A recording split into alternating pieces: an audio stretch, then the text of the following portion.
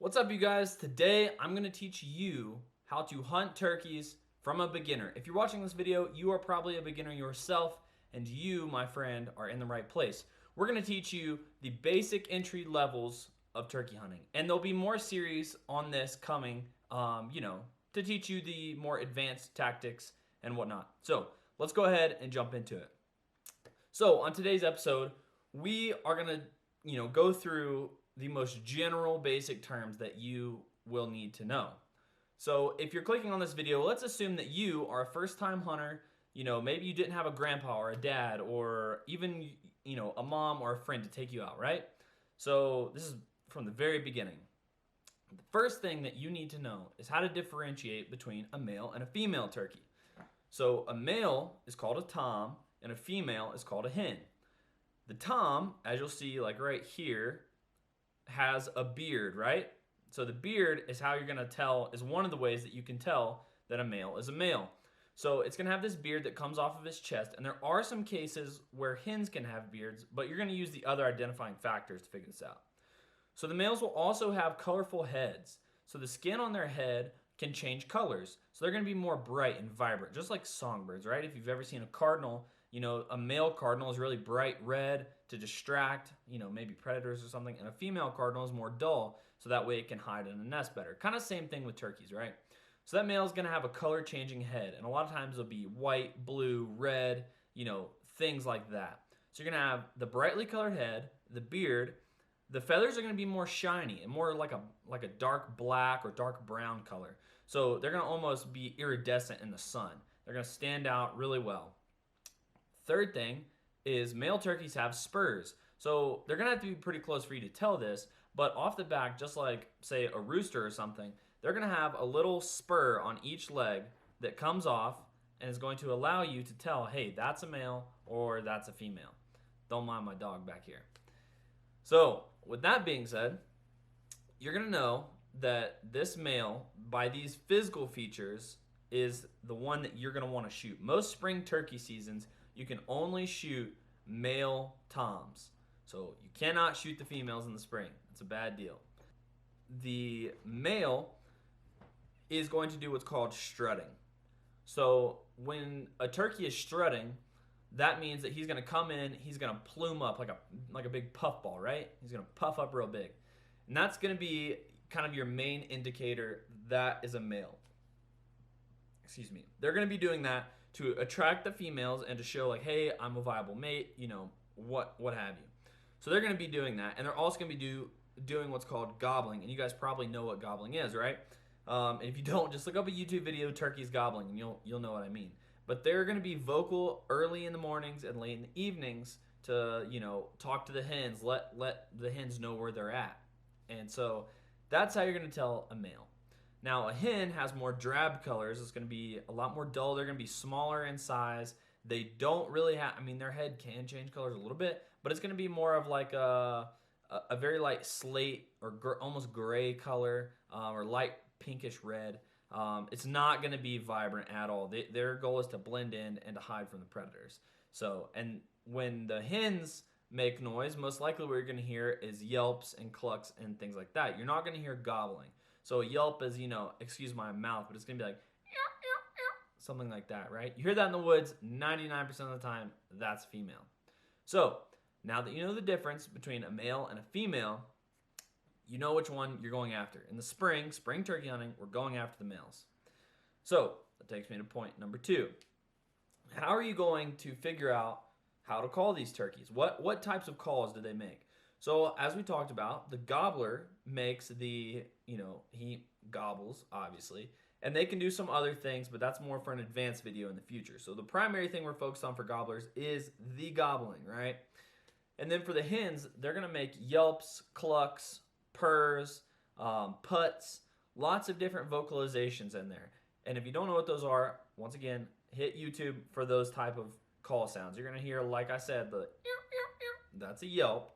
And then, if they're going to be putting or clucking, it's going to be like something like that. All right, real basic. But if you hear that stuff in the woods, that's how you know it's a hen. So when you hear gobblers in the spring, so let's say you go out to a farm, a piece of property, and you're going to try to identify where these turkeys are at. What you want to do is go out early morning just as the sun's starting to come up, and this is the best time. So let's say you go out, 2 weeks before season. They will be making noise, before season for probably a month, but let's say 2 weeks before. That's a pretty good time frame to go hit so that you can figure out when the turkeys are going to be making noise and where they're at. So that early morning time frame is the best. Go out and first things first, just listen. Don't make any noise, just go out and listen. And more than likely, if it's a cool, crisp, clear morning, which is what you want, turkeys aren't going to gobble very well on an overcast day where, say it's windy or maybe it's a little bit rainy.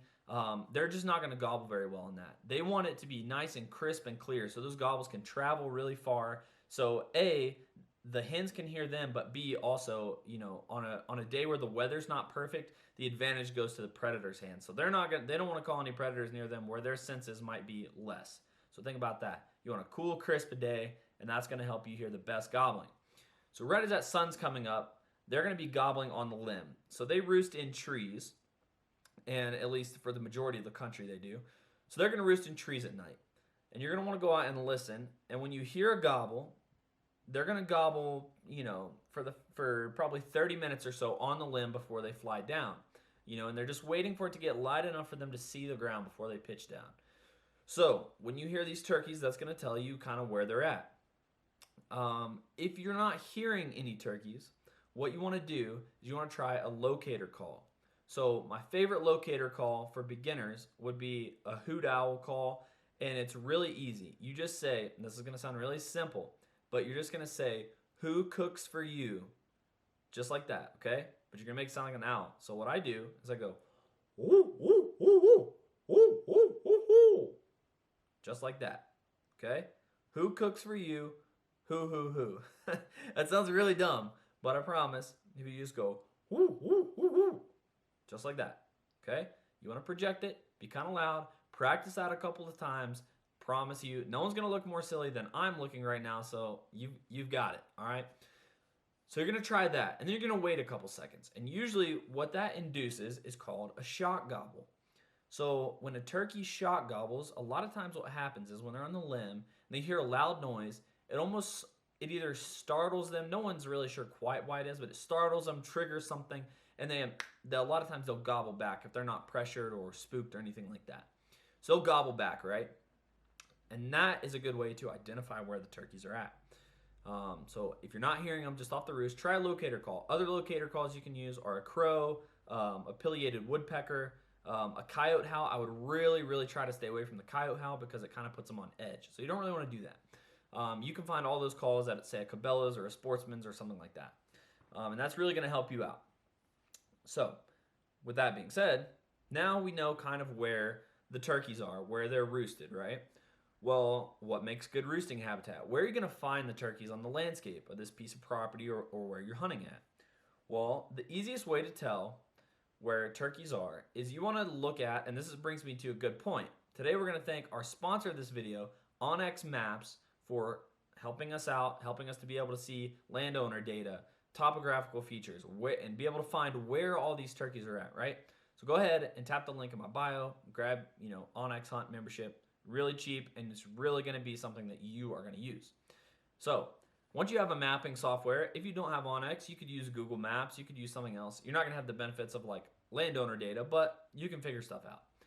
So you're going to take a look at the piece of property that you want to hunt, and you want to check out low areas where there might be creeks or ridges, draws, anything like that, right? Some terrain features, because what turkeys like to do, especially, so let's say for instance you're hunting the eastern half of the United States. This is going to hold true for the eastern half of the United States. You want to find, say, like a creek bed where these turkeys are going to roost, and they roost in the creek beds because usually they can get up on a hill and they can fly up to a tree limb, but it takes out the angle, because if they get on a ridge top or something like that, they can kind of fly slightly up or at an angle, and they're going to get in these trees on these creek beds. And what that allows them to do is have an easy pitch up and pitch down angle out of the tree. So, turkeys are big birds, right? They don't want to fly straight up in the air or straight down. if they can help it. So a lot of times they're going to fly up in creek beds or just over a ridge or something like that where there's tall trees with big established limbs and branches, because once again, they're not small birds, so they need some space, right? They can't be flying up in just your average cedar tree. So you're going to look for those creeks, for those draw lines. Maybe it's a river bottom, or if all else fails, right? Say you don't have any of those features on your property, you're going to look for edge habitat. So let's say you have like a section of hardwood forest and it goes to a section of, let's say, pines, right? Wherever there's a little transition line there, or it's forest to ag fields, you want to find the transition lines where that stuff changes, because that's where the turkeys are going to be moving through. Lots of animals on the landscape are edge creatures. And that means they're going to be in areas where they have the easiest route to food or to safety. So they're going to be in the same kind of thing, maybe tall trees, or, you know, the closest thing to bigger trees with bigger limbs that you can find. And that's where they're going to roost at. So you pinpoint those areas on your map. You figure out that, hey, these turkeys are roosted in this tree, in this creek bottom, and you pair that together with what you hear, and then you look at your maps, and you put those two together. And you're like, okay, that's where they're at. So that takes us to our next point. So now you know where to find them at, and that also goes along with their food source. So turkey's food source in the spring is going to consist a lot of forbs, insects, green shoots, and that's basically what forbs are. As the green plants are coming up, they're going to be nipping those green plants off. They're going to be eating a lot of insects as the sun starts to come out and warms up. And also, if it's really early, if you live in, say, a more northern state, they might be feeding pretty heavily on acorns from last year, or crop fields like cornfields or something like that. But primarily, once the spring green up comes, you want to find those perfectly lush green fields, or maybe a strip in the woods where you have a more open canopy where there's going to be green shoots coming up earlier than the rest of the forest. And that's the area where those birds are going to congregate, because they're trying to get that fresh, high bioavailability in their food. I know I just threw a big word at you, but you guys got it.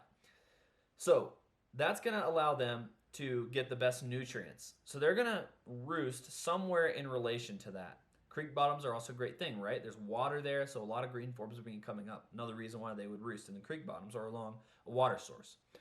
So you know their food source. You know where they live at. You know what they sound like. So with that being said, we need to go into the best times to hunt them. Obviously, like I said, you want to go ahead and figure out, these first couple elements that I told you. And once you have those first couple elements, you're going to know that, hey, I went out and listened early morning and I heard them gobbling. So the best times let's say for the beginning hunter, we'll simplify it really simple. You want to hunt that first thing in the morning. There's 3 different times of the day, right? First thing in the morning, middle of the day, and evening. So we'll split the day up into 3 pieces. The early morning can be really good because you can hear turkeys gobbling on the roost. So that helps a lot because they're going to be more vocal on the roost than they are on the ground for obvious predatory reasons, right? So you figure out where their roost is, and in my particular opinion, my best way to get set up on them is to get within about, let's say, 100 yards, 75 to 100 yards of where they're roosted at. Now you have to be really careful and really quiet because turkeys have excellent eyesight. They can see color and they can see a long distance. So you don't want to be you don't want to get too close to the turkeys and then see you, because once again, they're in a tree perched up where they can usually see quite a bit. So you don't want to be right on top of them because they're going to see you, right? So you want to be in that 75 to 100 yard range, or as comfortably close as you can get without breaking into open terrain where they could pick you off and see you, because they will pick you off. If you're in the wide open at 300 yards in a field or through the woods, they're going to see you, no questions asked, and the hunt's going to be busted for you. So what you want to do in the morning times, you can get close to the roost and hunt them off the roost. They're going to fly down a lot of times, and they're going to try to meet up with the hens.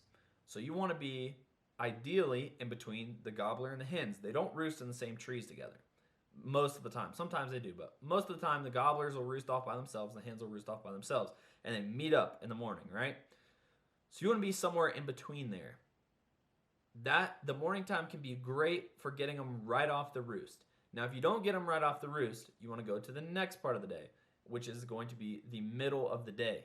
Now, the middle of the day can be a great time for hunting them because what happens is they breed their hens, they meet up with their hens first thing in the morning, right? They're locked up with their hens. You're not really going to call them away. They're going to breed their hens and kind of do their own thing, and then they're going to break off. As those hens go off to nest or go off to feed, those toms are going to be by themselves, so they're going to be a lot more susceptible to calling. Now, this is a bonus tip right here, but these toms are by themselves in the middle of the day, and they get really, really lovesick, right? So if you're able to, if you're able to slip into the areas where it's, let's say, transition lines between food and where they roost, right? Those toms are going to be kind of lurking in the shade, kind of chilling out, maybe down in a creek bottom, eating on some fresh greens. They're not really going to be out in the middle of the field in the middle of the day. I mean, it's not impossible. You will see that from time to time, but most of the time they're going to be kind of laying low. So you hunt the middle of the day. You want to focus your areas of attention onto the areas like, shaded ridges or down in the creek bottoms, or there's some area to hide from the sun and hide from the predators. And a lot of times they're really susceptible to calling. You don't want to overcall them in the middle of the day, but that is a great time to hunt them, and not a lot of people hunt the middle of the day. Most people, especially public land, morning, evening, and they don't hunt the middle. So a lot of times you're going to have less pressured birds too. So middle of the day can be a great option. Let's say you can't hunt either of those two times and you can only get out for an evening hunt. So what you want to do for an evening hunt is you want to get out there and you want to set up somewhere near their roost tree. Because if you're near their roost tree in the evening, they're going to be working their way back towards that roost. Now, you want to use your head and think logically, look at the maps and everything, figure out where they're going to feed, right? Say there's, some ag nearby, or maybe an open section of forest where they're feeding on some oaks or some green forbs or something like that. Then they're going to be moving back towards that roost site. So if you get between them and you make it sound really easy for this tom, to come into you and find this lonely hen that he can breed real quick before he flies up, a lot of times that can be a really great tactic. And they're going to come and be, a lot of times they're susceptible to calling in the evenings if you're in the right place. If you're the way they're already wanting to come, then a lot of times you're going to have a good chance of intercepting that tom before he flies up. So those are the 3 best times to hunt turkeys. And obviously that covers the whole day there. There's pros and cons to each one. But if you only have one time or the other, hopefully those tips help you out a little bit. All right, so now we know all of those things about the basics to turkey hunting, right? So the next thing you want to focus on is your concealment. Like I've talked about earlier, you already know that the turkey's eyeballs are incredibly good and they will pick you off. So one thing you want to do is make sure you're wearing, a good camouflage, something that matches the terrain similar that you're hunting, right? It's going to be spring green, but if you just have any camo, that's fine. I know there's like Realtree Extra Green. There's Mossy Oak makes some great spring turkey hunting camo. So if you don't know anything at all about camo and you need some, a lot of times you can just go hit up Walmart or Cabela's or something like that, and you can grab some that will work for you. Now, you want to make sure you also get like a face mask or some green face paint or something like that, because those turkeys, they can see really well, and if they see your white outline of a face, they're going to pick you off pretty quickly. So you want to make sure you have that covered. Also, make sure you have some gloves. That's a great way to keep yourself concealed so there's no skin showing, so there's absolutely no way the turkey can see you. With that being said, you also want to set up in an area that gives you a bit of, let's say, cover between you and the turkey, right? You don't want to just be sitting under a bare tree out in the open. You don't really want to do that. So what I suggest is find somewhere where maybe you're in the edge of, just some trees, and where you think like the turkeys are, you want to put, maybe a bush between you or another couple of small trees or something like that, where you still have a shooting window, but you have a few things to break up your movement in between you and where you think the bird is going to be. And the reason you do that is because they will pick off your movement and they will see a shape out of place and they'll get really nervous and they'll turn around and leave just like that. So you don't want that. make sure you hide yourself appropriately. A lot of times it can help if you can have the sun at your back when you set up. If you have the sun at your back, the turkey's going to be looking right into the sun, and they're not going to be able to see as well as if the sun was behind them and shining directly on you. So, another good little bonus tip in there. So now that we know concealment, we know everything else, let's talk about the ways to shoot said turkey, right? So, I'm assuming if you're a beginner, you're most likely going to be using a shotgun. Shotguns are primarily the #1 way to harvest a turkey. Now, you can bow hunt them, and if you're a bow hunter, that's fine and dandy, but that's a whole other topic and video. So for this video only, we're going to focus on shotguns. So for the beginning turkey hunter, you have two, I'd say, pretty standard turkey hunting guns. So you have a 20 gauge and you have a 12 gauge. The 20 gauge is going to be a little bit smaller of a round, a little more easier to handle if you're, say, a younger person or a female or something like that, because turkey loads kick pretty hard. So I'd suggest grabbing a 20 gauge if you're a little smaller or, you know, something like that. It's gonna be a little bit lighter and not kick as hard. Then you have a 12 gauge, which a 12 gauge is going to be, you know, the biggest, most standard shotgun, right? You're going to grab this 12 gauge, and what you're going to use for turkey loads are going to be usually for a 12 gauge, you're going to have two different types. So if you buy a pretty basic 12 gauge from the gun store, most of the time it's going to either come on a 3-inch or 3.5 inch shell length, right? So it'll say on the barrel what it is, and you can ask what, you know, whoever's working with you what it is. But if you get a 3.5 inch barrel, you can get 3.5 inch turkey loads. Now usually that's going to be, you're going to have like 3 options of turkey shot, right? Most of the time you're going to have like 4 shot, 5 shot, and 6 shot. And then you'll have things like TSS. TSS is a lot more, let's say, an advanced concept, and it's also a little bit pricey, so we'll exclude that for this video, and we'll focus on just your standard turkey loads. So you're going to have 4, 5, and 6 shot. Pretty standard across the board, right? So your 4 shot is going to be bigger BBs. It's going to be less BBs, but ideally you would think the bigger BBs would pack a little bit more of a punch, right? You're going to have 5, which is a little bit middle of the road. It's going to be right in the middle of the 4 and 6. And then your 6, you're going to have more pellets, and they're going to be smaller pellets. So basically, you're going to be deciding what you want. Now, for my recommendation, I always hunt with 5 shot. I think it's a great medium, middle of the ground type of thing. I personally hunt with a 3-inch chambered shotgun. Now, like I said, if you have the 3.5 inch, that's going to give your shot shell more ability to have more BBs, more powder, etc., be able to give you a little extra punch.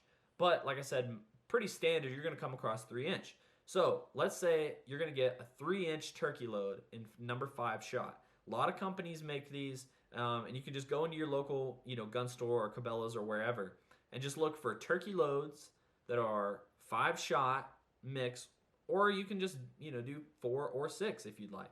But my personal recommendation would be to grab yourself some 3-inch number 5 shot. It's great, round, and you'll have the same thing for 20 gauge and for 12 gauge. So if you use either one of those, it's just going to be a different size shot shell, but you should still be able to get number 5s or, you know, number 6 or 4 or whatever. So you grab those number 5 3-inch. And what you want to do next is you want to go pattern your shotgun. Now, typically, especially for a beginner, you're not going to want to shoot at a turkey, let's say, over 40 yards. I'd say 40 yards is still even pushing it. So for the sake of you, let's call it 30 yards and under is a dead nuts, you're pulling the trigger, and 40 yards is going to be your, you know, outlier of a shot. But you can usually punch to that range with, you know, a good number 5 shot out of a, you know, 20 gauge or 12 gauge with a turkey choke. Also, check out turkey chokes. There's a lot of great companies that make them. I don't, you know, the one that I use is from a company called Jeb's Chokes. I'm not sponsored by them or anything, so don't think I'm trying to plug you anything. You can just pick up a normal one. Make sure you get one that fits your gun. Whoever sells you the gun will know exactly how to figure that out. So you get yourself a turkey choke. That's going to help those pellets come out in a tighter group up close to help you give more range as you get out. So you're going to want to go pattern your shotgun because every gun and load shoots differently. So grab yourself a turkey target. They'll sell them wherever you're getting your gun and ammo. Get yourself a turkey target, put it on a box at 30 yards, and then aim at the head, pull the trigger. Then go out there and count your BBs, right? Figure out what kind of distribution you have. And if you have iron sights or a bead or something like that, you want to be really careful about getting your cheek really down on that stock. So when you raise the gun up, you want to really bury that cheekbone into the stock. That way your sight line is level with the sights, and that way you're not going to be, missing high, low, left, right, which is a big problem I see with beginning turkey hunters because they're afraid of the kick of the gun, which is fine, but I promise you it will feel much better if you really hang on to that gun, bury your cheek into that stock, and that way you're going to really see down the sight line and you're not going to miss. Don't be afraid of it. It's not going to hurt you. I promise. So go on pattern it. If you have a red dot sight, say you just grab a used gun, it has a red dot for turkey hunting on it or something like that, you can adjust those using the dials, move the dot around, but a lot of times you'll have a distribution that say like a little bit to the left or a little bit to the right, a little bit high, a little bit low, kind of thing like that. And if you don't want to keep messing around with your different loads, which you can to find which one shoots better out of your gun, you just want to understand that, say, like you're still most likely going to be killing the turkey, right? But it's probably just going to be a little bit left, right, up, down type of thing. So that way if turkey comes in 30 yards, and his head's facing to the left and your miss is a little left, just aim a little bit right. So that way you kind of have an idea of what's going to happen when you pull the trigger. That way you can be more effective because we don't want to wound any animals, right? So where you aim on a turkey, you want to go for the head, the colored up head. That's where you want to aim because that's going to give you the quickest and cleanest kill on those turkeys. And that's what we want. As hunters, we want to be ethical. We want to make it quick, clean, and smooth. And we want to preserve as much meat as possible. So where I like to aim is right where the neck starts and the feathers go down. So aim right at the base of the neck there. Because if you're a little bit high, you're still going to be in that kill zone. A little bit low, you're still in the body. You want to aim right where the skin meets the feathers. That's where I like to aim. It's a perfect spot. You're not going to ruin any meat doing that. And it's a great area to aim. You also want to make sure, if you can, that the tom is not in full strut while you're about to shoot. Because then you can blow up a bunch of feathers. And those feathers are puffed up, so it makes it tough to see the body and exactly where you're aiming. So if you can, wait for them to break strut before you pull the trigger. So that covers the firearms that you will need for turkey hunting. Those are great options, and I think you'll be able to be successful with anything. You literally go to Walmart, the gun store, Cabela's, buy one off the shelf, grab a box of shells, and you are pretty much good to go. So with that being said, now you know basically all of the basics, right? So you got that part figured out. So the last and final tip I will give you is we'll call this the bonus tip of the bonus tips, right? This one is going to tell you how to hunt the turkeys correctly, right? Where you're going to want to set up, how you're going to set up in a way that allows you to call the turkeys to yourself effectively. So listen up, because this is important. In the morning when you go set up, or in any time, right? You go set up. You go out and you're listening for turkeys. You're using, your calls, whatever. You want to figure out where the turkey is and where he's trying to go. So toms, by nature, they gobble so that the hens come to them. They don't want to come to you. It's a bit of a reverse psychology in the biology type of things, because normally the hens come to him. So you're already at a disadvantage trying to call him to you. The best way that I know to do this is to put a piece of a terrain feature in between the two of you.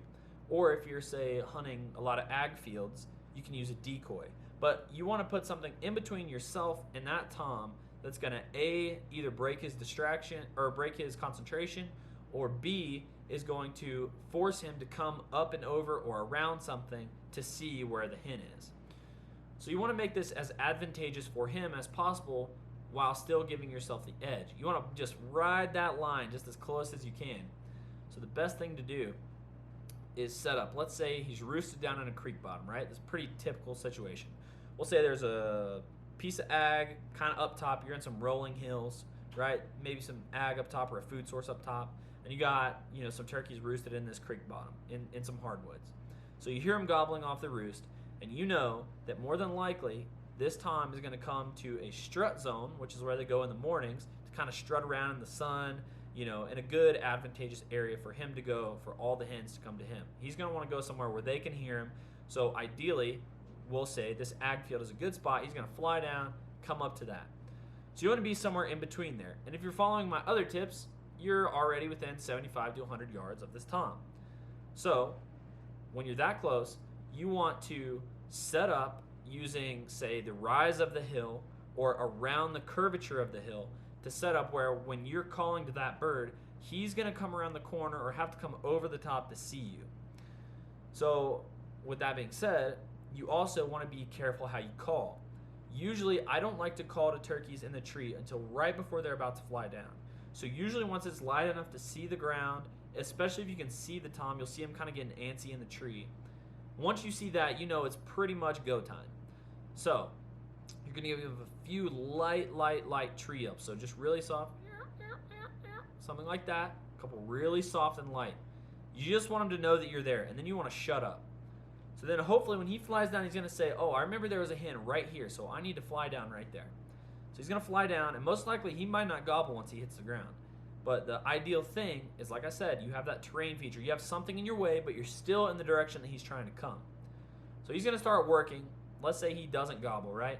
So you want to give it, we'll call it 5-10 minutes, and then you make maybe a soft little yelp here or there. And you can use your hand, kind of angle it left or angle it right, something like that. Just give it real soft yelp. And if he responds, you know, okay, he's coming, right? He's here, and he's heard me. Now he's coming this direction that I'm in. You don't want to educate the bird. You want to keep it simple, don't overdo it, and you want to keep it concise. So he knows you're there. He gobbles at you. So you wait a minute. He gobbles again, and this time he's closer. So you maybe give another soft couple of 3 yelps, or maybe a little light purr on a pot call if you have one. So you're going to give a little light purr. He gobbles back. If he does that, then you know this bird is coming on a line, and you can pretty much bet he's going to pop up at some point. So you're going to be quiet. If you can tell that he's coming to you, you want to play that hard to get game, just like your girlfriend probably did with you, right? You're going to play hard to get. So once they're coming in, they're doing that, that's a game you want to play. If they're being tough to call in, they have hens or something like that, then that's when you can communicate with the hens. Because communicating with the hens is, if he's not communicating with you, you can call those hens to you by ticking those hens off, making them mad. Because a lot of times they're going to be upset that, hey, there's another hen in my area. I don't want that. They're going to be talking back and forth. So if you make that hen mad using some sharp cuts and clucks and, excited yelping, a lot of times you can make that hen get excited, and then she's going to drag that gobbler right with her when she comes to check you out. So that is an advanced calling tip. That's going to be kind of some of the stuff we're going to be going over in the advanced videos to follow. And one thing I forgot to mention is you're going to have 3 basic types of turkey calls. You're going to have your mouth calls, your box calls, and your pot calls. You get any combination of the 3 of those. If you're a very new beginner, box call is going to be the easiest. A mouth diaphragm call, we can go over a video on that if you guys want. A mouth diaphragm call is going to be the most discreet to use because you don't have to use your hands. And then a pot call is just either a slate, glass, aluminum circle that makes a turkey noise when you have a striker to put to it.